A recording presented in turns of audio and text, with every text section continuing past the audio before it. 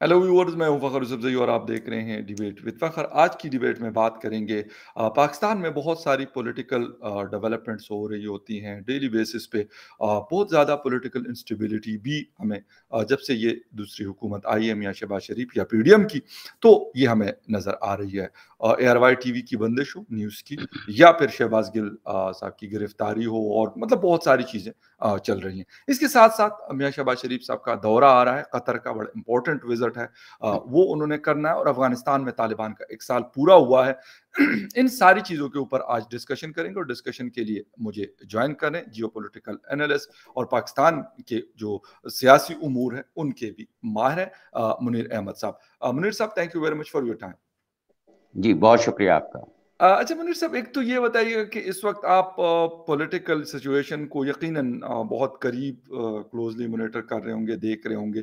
Sir, क्या हो रहा है? इससे पहले इमरान खान साहब थे, वो यही पकड़ो, लटकाओ, घसीटो, ये करो, और अब ये नई हुकूमत आई है। हमारे मसाइल शायद, मुझे जो लगता है, हम और हैं। इन्फ्लेशन की वजह से हम तंग है, बिजली के बिल आपके और हमारे, मतलब जिसमें 12-12, 15-15 हज़ार फ्यूल एडजस्टमेंट चार्जेस डाले गए हैं। तो ये सारे मसाइल हैं, तो ये क्या ड्रामा शुरू है? अवाम के साथ क्या हो क्या रहा है, या पाकिस्तान के साथ क्या नज़र आ रहा है आपको हो रहा है? देखें, पाकिस्तान के साथ जो हो रहा है वो एक आप सबको पता है कि जिस तरह का एक बुरा सलूक हो सकता है, और हमारे ही सियासतदान हमारे ही वोटों से आए हुए, और वो हमारे साथ ही उतना शदीद बुरा सलूक कर रहे हैं। और मेरा ख्याल है कि हम ये डिजर्व भी करते हैं, क्योंकि हम अपने वोट को समझदारी के साथ इस्तेमाल नहीं करते।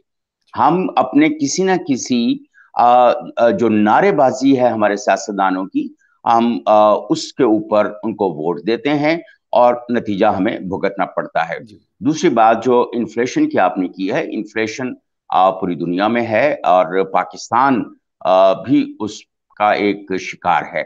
लेकिन दूसरी बात यह है कि जो सबसे ज्यादा इन्फ्लेशन के साथ हमारे साथ जो बुरा सलूक है, वो हमारी बद इंतजामी का है। दुनिया के लोग तो इन्फ्लेशन को भुगतते हैं, हमें जो पॉलिटिकल इन्फ्लेशन है उसको भी भुगतना पड़ता है। और जो आप ये देखें कि जो बद इंतजामी है महकमों की, हमें उनको भी भुगतना पड़ता है। बिजली की अगर हम देखें, तो बिजली इस वक्त 30 to 35% लाइन लॉसेस में चली जाती है, और 20-25% चोरी हो जाती है। अगर हम इन सबको मिलाएं, तो 60-65% का टोटल एक फिगर बनता है। जी। अगर ये मैं एग्जैजरेट नहीं कर रहा, तो जी। 50-55 तो डेफिनेट है। अगर ऐसी सूरत हाल हो जिस मुल्क में आधे से ज्यादा बिजली चोरी हो जाती हो या बद इंतजामी का शिकार हो जाती हो, वहां पर बिजली के ऊपर जो हद से ज्यादा बढ़ी हुई कीमतें हैं, वो अवाम को मुंतकिल की जाती हैं, तो हम उसका भी शिकार हैं। बस ये कोई सूरत हाल है। तीसरी बात, जो सियासी चपकलिश है जी। वो बहुत ज्यादा बढ़ चुकी है। कोई भी शख्स दूसरे को कबूल करने के लिए, उसको बर्दाश्त करने के लिए तैयार नहीं है, और झूठ पे झूठ इस तरह से बोला जाता है कि वो सच का गुमान होने लगता है, बिल्कुल। और उसमें आवाम कहीं खो जाती है, और उसको खुद समझ में नहीं आ रही कि कानून असल में क्या कहता है। कानून की अमलदारी भी उसी तरह की है, कानून की हुक्मरानी भी उसी तरह की है।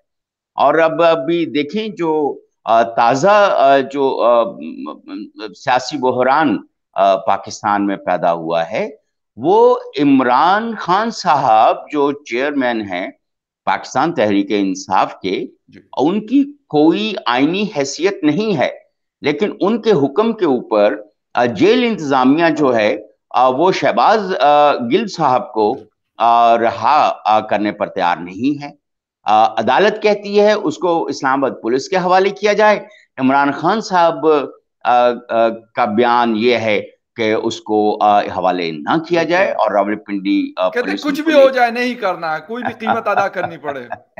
तो अब ये देखें ना, जब इस तरह की अना परस्ती हो और इस तरह की फजूल किस्म की गुफ्तगू हमारे सियासतदान कर रहे हूं, तो फिर आप खुद देखें कि मुल्क जो है वो कहाँ पर खड़ा होगा, और वो जो सियासी बहरान है वो मुआशरती और सियासी तफरीक को नफरत की किस इंतहा पर लेके जाएगा।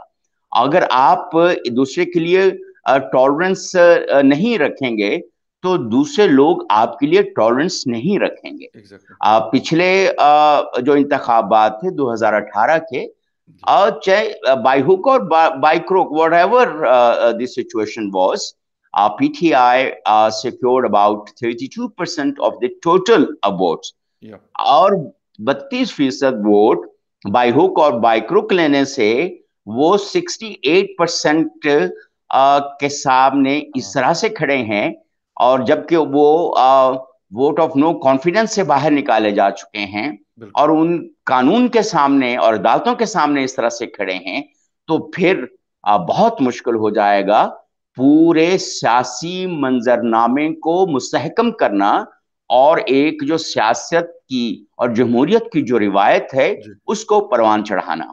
जी अच्छा सर, फाकर साहब। अच्छा जी, एक चीज़ और मुनीर साहब, एक आपसे समझने की कोशिश करेंगे कि एस्टेब्लिशमेंट के हवाले से इमरान खान साहब का स्टांस बड़ा हार्ड है। मैं ये नहीं कहता हम्म। कि एस्टेब्लिशमेंट बिल्कुल कोई दूध के धुले हुए नहीं है, मैं बिल्कुल ये नहीं हम्म। कहते। लेकिन जो तरीकाकार इमरान खान साहब ने अपनाया हुआ है, यानी गालम-गलोच और मतलब जो कुछ उनके मुँह में आता है, उनके लोगों के मुँह में आता है, यानी यहाँ तक कि बाजवा साहब को ये कहना कि किसी और के लिए काम करें, मतलब हाउ इट इज पॉसिबल कि एक फौज का जनरल, मैं ये नहीं कहता कि ऐसी चीजें नहीं हुई होंगी, but the thing is right now जो पाकिस्तान आर्मी को लीड कर रहे हैं लास्ट 6 और 7 ईयर से, उसको आप कहते हैं कि यार ये मतलब ट्रेटर है, ये गद्दार है, ये किसी और के लिए काम करता है। सर ये वाली लैंग्वेज पहले हमने नहीं सुनी, लेकिन अब सुनने हाँ। को मिल रही है। फखर, ये इंतहाई बकवास सियासत है। राइट। आपका जैसे मैं खुद इस्टेब्लिशमेंट जहां पे कोई गड़बड़ करती है बिल्कुल सर। या कोई अनड्यू फेवर करती है, मैं उसके खिलाफ बहुत स्ट्रांग बिल्कुल सर। लिखता हूं। आई और एग्री। सारे लोग जानते हैं कि मैं लेकिन मैं बदतमीज नहीं होता। जबरदस्त। मैं पॉइंट जबरदस्त। आउट करता हूं कि एग्जैक्टली। एस्टेब्लिशमेंट से ये गलती हुई, ये एस्टेब्लिशमेंट अगर फलां वजह से ये एक मूव ले रही है तो ये उसको नहीं लेनी चाहिए। एग्जैक्टली। एस्टेब्लिशमेंट की पॉलिटिकल इंटरफेरेंस नहीं होनी चाहिए। अब वो ठीक है, जिस तरह से भी इमरान खान और तहरीक इंसाफ के लोग आए, जी। सबको मालूम है कि एस्टेब्लिशमेंट ने किस वजह से और क्यों कर तहरीक इंसाफ को as a third political party या थर्ड लार्जेस्ट पार्टी के तौर पर इसको जी। लेकर आए। और जो भी PMLN और पाकिस्तान पीपल्स पार्टी की हुकूमतें कर रही थी, तो शायद एक तरह से तीसरी सियासी कुव्वत का ताकत के साथ उभरना जरूरी था। जी। लेकिन जिस तरीके से उसका आना है और जिस तरीके से उनका हुकूमत करना है और जिस तरीके से मुल्क की जो सियासत है, मईशत है और बैन अवी ताल्लुकात हैं, उनको दाव पे लगाना है, ये एक बिल्कुल और तरह की बात है। इसको न एस्टैब्लिशमेंट बर्दाश्त कर सकती है, ना कोई मुहिब वतन पाकिस्तानी बर्दाश्त कर सकता है, बिल्कुल। ना जो दूसरी पॉलिटिकल फोर्सेस हैं वो इसको बर्दाश्त कर सकती हैं।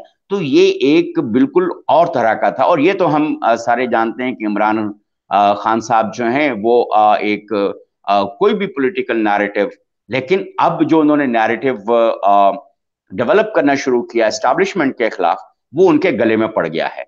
और जिस तरीके से अभी शहबाज गिल साहब ने भी अपने पहले जो बयान था, और उन्होंने कहा कि जो ट्वीट किए, सारा कुछ जो कुछ भी उनके बयान है वो party policy, quote and quote party बिल्कुल। पॉलिसी के मुताबिक है। यस सर, और बिल्कुल। एक उनका कोट एंड कोट उन्होंने कहा था कि जो पार्टी क्यादत की मंशा है उसके मुताबिक उनके बयान हैं। बिल्कुल। अब मुमकिन है कि वो इस तरह इतने सख्त और इतने हार्श और इतने बदतमीजाना और गुस्ताखाना बयानात का पार्टी ने ना कहा हो, जितना शहबाज गिल साहब जिस हद पर ले गए, अब उनको वो भुगतना भी पड़ रहा है। और पिछले हम कई दिनों से देख रहे हैं कि इमरान खान साहब अपने आप को उनके बयान से, फवाद चौधरी साहब उनके बयान से खुद को अलग कर रहे थे। लेकिन आज बिल्कुल। सेनेट में सेनेटर फैसल जावेद साहब, जो एग्जैक्टली हमारे सर। बड़े अच्छे दोस्त हैं, जी, उन्होंने जी, बिल्कुल। जो एक बयान दिया है, एक स्टेटमेंट दी है, वो बहुत लॉजिकल है। दूसरी तरफ फवाद चौधरी साहब, हालांकि मुझे उनके अक्सर बयानों से जो है कोई मैं ज्यादा मुत्तफिक नहीं होता। वो जी मुझे बिल्कुल। वो बिल्कुल कोई इलॉजिकल बयानबाजी कर रहे होते हैं। जी लेकिन इसके ऊपर उन्होंने कहा कि उनको ऐसा नहीं करना चाहिए था और ये उन्होंने एक रेड लाइन जो है वो क्रॉस की है। जी अब इमरान खान साहब की खामोशी के बाद आज एकदम वो जो क्रीज से बाहर निकल के खेलना शुरू हो गए हैं, तो ये भी एक तशवीशनाक बात है। और जिस तरह से पिछले दिनों से उनके बयान आ रहे हैं वो सारे तशवीशनाक हैं।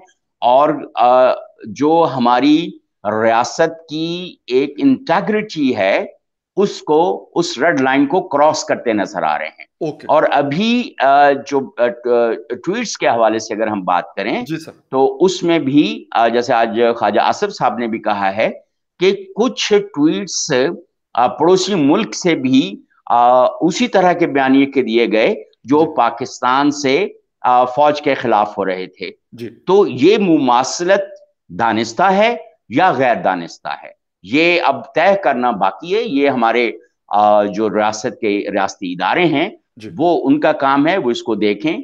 साइबर क्राइम वाले भी इनको देख सकते हैं, आईबी है और आईएसआई है, और सर। हमारे इस तरह के जो दूसरे इदारे हैं ये उनका काम है ये देखना कि बिल्कुल। ये मुमासलत दानिस्ता है या गैर दानिस्ता है। सर जी। एक चीज, एक छोटी सी चीज, एक तो एआरवाई की बंदिश के हवाले से, और दूसरी बात ये कि सर इमरान खान साहब यही नैरेटिव लेके जब जिस वक्त वो हुकूमत में थे तो क्या हम्म, कहते थे? वो आप जैसे लोग, मेरे जैसे लोग, या हुकूमत में जो अभी लोग बैठे हुए, इन सबको कहा जाता था कि ये हिंदुस्तान के एजेंट है या कोई जी अमेरिका का एजेंट है। सर ये वाली चीज, इससे हम क्यों नहीं निकल पा रहे हैं? मैं ये नहीं कहता कि देखें, हिंदुस्तान का अपना एक नैरेटिव है, अपना एक पॉलिसी है, वो अपने वो करते रहेंगे, लेकिन सर हमारे पास काउंटर करने के लिए क्या, हम क्या करते हैं? मतलब हम यही आ, करते रहे कि एक जाएगा दूसरा आएगा और हम एक दूसरे के ऊपर ये ब्लेम गेम करते रहे। नहीं, ये बाकी ये हमारी सियासत जो है वो इल्जाम तराशी पर मबनी है। एग्जैक्टली। और बहुत आसान सी बात है कि अगर आपने किसी के खिलाफ नफरत अंगेज मामलात को हवा देनी है तो आप उसको अमरीकी एजेंट कह दें, यस सर। और आप उसको इंडियन एजेंट कह दें। तीसरा एजेंट बनाने की जरूरत ही नहीं होती। जी। या तो मजहब ये का चाप लगा दे, मजहब का वो हाँ, लगा दे, मजहब की छाप आसान लगा तरीका। दें। जी जी। आप किसी को भी मुंह उठा के कह दें ये फलां है, और लोग उसके पीछे लग जाएंगे, उसको मारेंगे, उसको कत्ल जी कर देंगे। ये सारी सूरत हाल हमने पिछले सालों में देखी है। बिल्कुल अब एक अगर ये देखें, आपने ARY की बंदिश की बात की है, सर। पूरी दुनिया का मीडिया उठा के देख लें, या खास तौर पे तरक्की याफ्ता मुमालिक जहां पे कहते हैं कि जमहूरियत है, आजादी इजहार जराए अबलाग है, जी। ठीक है, वहां पर भी इस तरह की गुफ्तगू नहीं होती जिस तरह की ARY के ऊपर गुफ्तगू होती थी। राइट। वो हमारे सहाफी भाई हैं और हम मीडिया से ताल्लुक रखते हैं। बिल्कुल। हम एक लिहाज से जो अखलाकी तौर पर अगर कहें कि भाई नहीं, बंदिश नहीं होनी चाहिए, तनबीह होनी चाहिए, उनको रोका जाना चाहिए, लेकिन उनको कई दफा रोका भी गया, पैमरा की तरफ से नोटिस भी गए, राइट। लेकिन उसका उन्होंने कोई इसके ऊपर नहीं। फिर जब उनके बिल्कुल फौज के खिलाफ जब बयान आए हैं और फौजी शोहदा के खिलाफ जब बयान आए हैं, और जब बिल्कुल उन्होंने जिसे कहना चाहिए कि बिल्कुल फजूल बोलना जब शुरू किया बहुत ज्यादा, तो जी तब उनके ऊपर मैं ये समझता हूं एक पाकिस्तानी की हैसियत से, जो पाकिस्तानी नैरेटिव के खिलाफ कोई भी मीडिया है जी। उसको बंद किया जाना चाहिए। अगर वो नोटिस का भी असर नहीं लेता तो उसको बंद होना चाहिए, फुल स्टॉप। राइट। अच्छा मुनीर साहब, एक तो इस वक्त हमारी इकोनॉमी एक दफा फिर डॉलर जो है फिर ऊपर की तरफ जाना शुरू हो गया, और पिछले मतलब दो दो दिनों में जो इस वीक के गुजरे हैं उसमें फिर 210 209 रुपए पे आया था, अब 217 रुपए में आज बंद हुआ है शाम को। दूसरी तरफ शहबाज शरीफ साहब बहुत एक इम्पोर्टेंट दौरे पे दोहा जा रहे हैं, तो सर क्या नजर आ रहा है कि हम कंट्रोल कर पाएंगे, या यही मतलब हमारा जो इकोनॉमी है ये झूलती रहेगी, कभी इधर डिगेगी कभी उधर डिगेगी? ये मतलब एक स्टेबिलिटी कैसे आएगी? क्योंकि जब से सर हम सुनते हैं यही सुनने को आता है जी, बड़े एक जिसे कहते हैं नाजुक सूरत हाल से हमारा मुल्क गुजरता जा रहा है, और शायद 1947 से लेकर 2022 तक ये कभी खत्म भी होगी ये चीज, या यही चलती रहेगी? देखें, जब तक डंडा नहीं चलेगा, क्योंकि हर तबके में मुफाद परस्त अनासर मौजूद हैं। ओके। इसी तरह ये जो स्टॉक एक्सचेंज मार्केट है, इसके अंदर भी मुफाद परस्त लोग मौजूद हैं। राइट। और जाहिर है कि बेतहाशा लोगों ने मिलियंस बिलियंस डॉलर्स खरीद के रखे थे। अब उनके मुफादात का तहफ़्फ़ुज़ भी करना है। बहरहाल एक मार्केट मैकेनिज्म भी होता है, लेकिन बहुत सारी चीजों में मार्केट मैकेनिज्म को खुला नहीं छोड़ा जा सकता। राइट। हमें कुछ ममालिक से देखना चाहिए कि एक हद तक मार्केट मैकेनिज्म को आजादी है, लेकिन माफियाज को खुलेआम उसके अंदर इस्तेहसाल करने की या बदउनवानी करने की इजाजत कहीं भी नहीं होती। राइट। हमारे यहाँ अनफॉर्चुनेटली वही आजादी का चक्कर जो है, उसकी वजह से अब अगर थोड़ा सा पिछले दिनों मुझे लगा था, जैसे बोस्तान साहब जो हैं, मलक बोस्तान, जी वो बिल्कुल। टेलीविजन के ऊपर आके बार बार बयान दे रहे थे कि डॉलर ऐसे हो जाएगा और वैसे है और ये फलां है। मैं अब कई दिनों से बोस्तान साहब जो हैं वो छुट्टी पर गए हुए हैं। गायब अब है। वो उनकी तरफ से कोई ऐसी, इसका मतलब ये है, उससे पहले भी बोस्तान साहब कभी टेलीविजन के ऊपर आके उन्होंने कोई बयानबाजी नहीं की थी, कोई ऐसी अपनी स्टेटमेंट्स नहीं दी थी।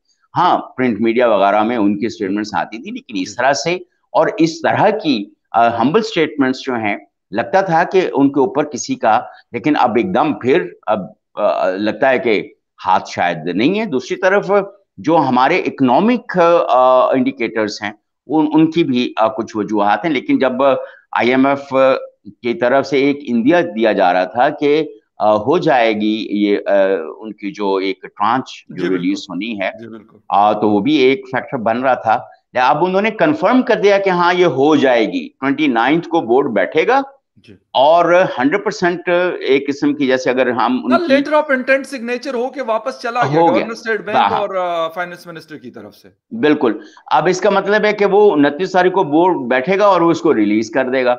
अब इस तरह की सूरत हाल को अब और दूसरी कोई इतनी अनसर्टेनिटी भी नहीं हुई है अब मार्केट के अंदर जी। कि स्टॉक्स जो हैं वो एकदम ऊपर को चले जाएं, और अमेरिका के साथ हालात भी कुछ नॉर्मलाइज हो रहे हाँ। हैं। हाँ। लेकिन शायद ये वजह हो सकती है कि ये जो अफगानिस्तान का बॉर्डर नरम हुआ है, जी। ये मुझे समझ में नहीं आई कि ये कैसे नरम हुआ है, ओके। और वो कैसे जो अफगान टीटीपी के लोग जो हैं वो पाकिस्तान में वापस आए हैं और अपने राइट। सवात में और दूसरे जगहों के ऊपर गए हैं। उसका बिल्कुल। क्या एक इम्पैक्ट अभी हमारी जो स्टॉक मार्केट है उसके ऊपर, तो शायद एक ये वजह हो, या कोई और अंदरूनी खाना एक राइट। दो ऐसी कोई वजूहत हो सकती शहबाज हैं जो शरीफ पब्लिक साहब नहीं का हुई। जो दौरे के हवाले से जो इम्पोर्टेंट विजिट है कतर का, हम्म। शहबाज शरीफ साहब का, तो क्या हो सके, क्योंकि एलएनजी गैस की हमें बहुत ज़्यादा परेशानी है, क्योंकि मार्केट में इतनी हाई प्राइसेस हैं कि हम तो मतलब खरीद ही नहीं, वो बल्कि कोई छोड़ ही नहीं रहा। यूरोप खरीद रहा है, अमेरिका खरीद रहा है, पता नहीं दुनिया के जो बड़े बड़े ममालिक हैं जिनके पास बहुत सारा पैसा है वो तो माल उठा लेते हैं, लेकिन हमारे पास तो मतलब वो $10 या $12 MMBTU की शक्कत नहीं है, तो हम $40 की क्या खरीदेंगे? नहीं, अब बात यह है ना कि तहरीक इंसाफ को इसका जवाब देना चाहिए कि क्यों, जब एक 10 साल का मुआहदा किया था शाहिद खाकान अब्बासी साहब ने, और बहुत 4 या $4.5 का गालिबन करवाया था, हाँ, जिसके ऊपर ये कह रहे कि इसने बहुत करप्शन की है बहुत खाकान भाई करप्शन साहब की ने। है। अब उसमें अब इनको पूछा जाना चाहिए ना कि अब निकालें अपने पैसे जो मनी लॉन्ड्रिंग से इन्होंने कमाए हैं या हुँ। कमा के जो बाहर रखे हैं। जी। अभी बाज इतलात ये भी हैं कि वो कनाडा और अमेरिका में अभी भी वो फंड रेजिंग कर रहे हैं।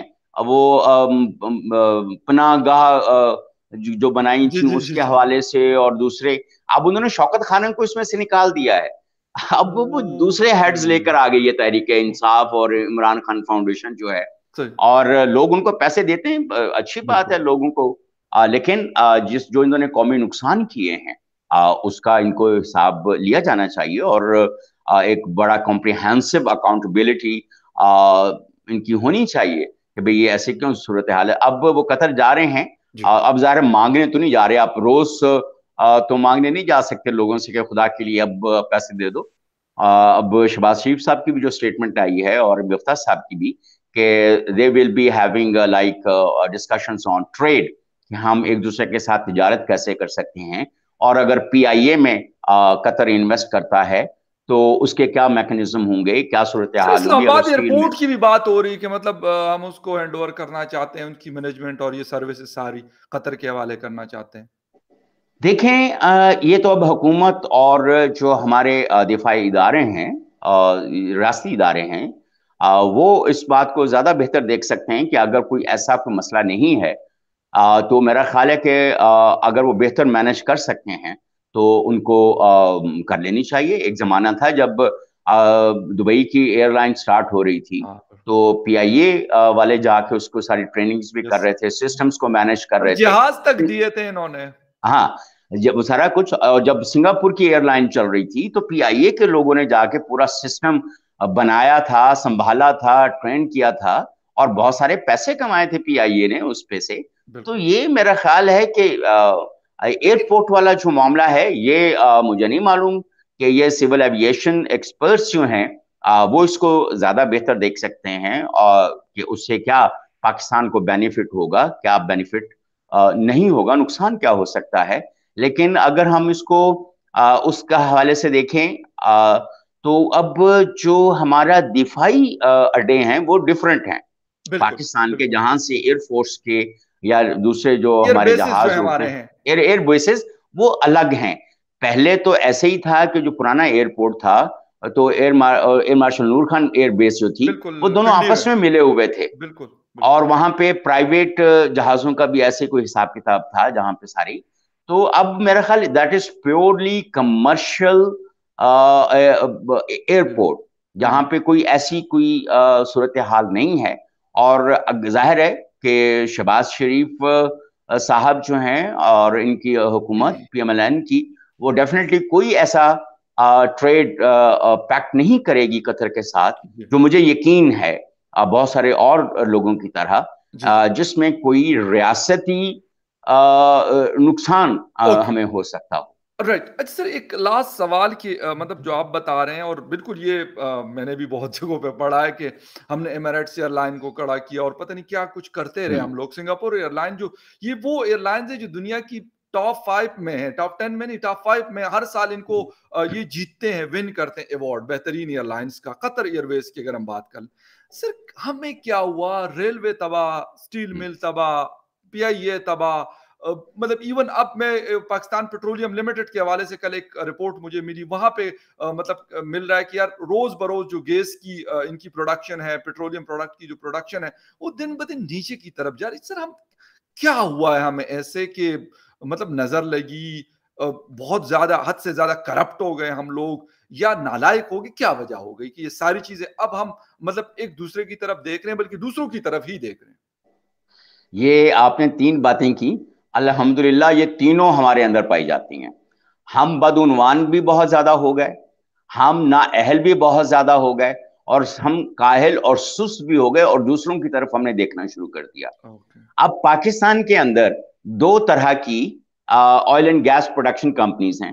जी। एक वो हैं जो स्टेट ओन्ड या सेमी, ये स्टेट ओन्ड कॉरपोरेशन हैं, राइट। जिनमें वो है, एक तो वो है, और दूसरी प्राइवेट कंपनीज हैं। जी। प्राइवेट कंपनीज धड़ाधड़ पैसे बना रही हैं, और उनका वो सारा सूरत हाल ठीक हो रही है। लेकिन यहाँ पे जो हमारी अपनी कौमी कह लें, सेमी पब्लिक सेक्टर की कह दें, सरकार की। पब्लिक सेक्टर कॉरपोरेशंस कह लें, वहां पे कौन सी मौत पड़ी हुई है इनको कि वहां एग्जैक्ट। पे ऐसी सूरत हाल है। अच्छा, दूसरी बात यह है कि अब बाज इलाके ऐसे हैं जो दूर दराज हैं, वहां पर वडेरे जो हैं, उनकी हुकूमतें हैं, उनकी स्टेट्स हैं, states with in the state. अब वहां पर जैसे मैं एक दो कंपनीज को जानता हूं, वो पाकिस्तान से अपना सारा गठड़ी बांध के वो चली गई हैं।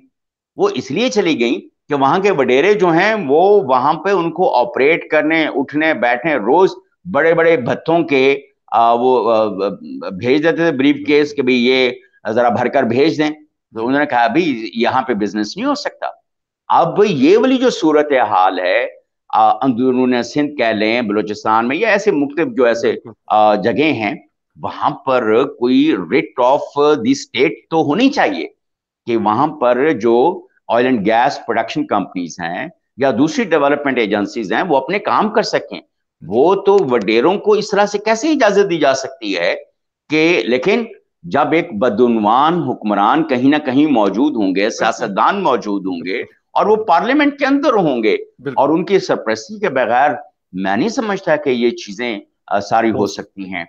तो बिल्कुल। कोई अवाम, अब कहते हैं जी अवाम के वोट से तब्दीली आती है, और खाक तब्दीली आती है अवाम के वोट से। चेहरे अवाम का बदल जाते वोट हैं। ऐसे ऐसे ऐसी जगहों पर तो अवाम का वोट काउंट ही नहीं होता, वो तो बिल्कुल, वडेरे का इशारा काउंट होता है।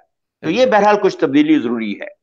ठीक बहुत शुक्रिया सर। एक शॉर्ट कमेंट आपका चाहूँगा। अफ़गानिस्तान का 1 साल हुआ है और पाकिस्तान के अंदर हमने तालिबान की प्रेज़ेंस को देखा। वैसे तो पहले भी ख़ैर मौजूद होते थे, लेकिन अब उन्होंने कुल्लम-कुल्ला कह दिया। बल्कि मुझे तो एक ऑडियो रिसीव हुई थी, उसमें तो वो कह रहे थे कि भई हमें तो कहा गया कि 7 जो पुरानी एजेंसियाँ जो अब पुराना फाटा होता था, वो और मालाकंड एजेंसी जो डिस्ट्रिक्ट मालाकंड है, वो आपके हवाले हैं। बस आपकी मर्ज़ी चलेगी वहाँ पर, जो आप कहेंगे वही होगा।